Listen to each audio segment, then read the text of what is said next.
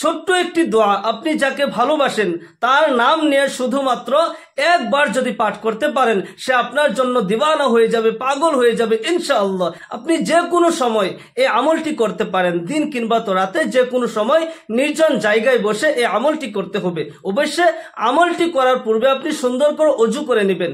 অজুর পর আকাশের দিকে তাকিয়ে কলিমা শাহাদাত পাঠ করবেন, আশহাদু আল্লা ইলাহা ইল্লাল্লাহ ওয়া আশহাদু আন্না মুহাম্মাদান আবদুহু ওয়া রাসূলুহু। তারপর 2 রাকাত সালাতুল হাজতের নামাজ আপনি পড়তে হবে।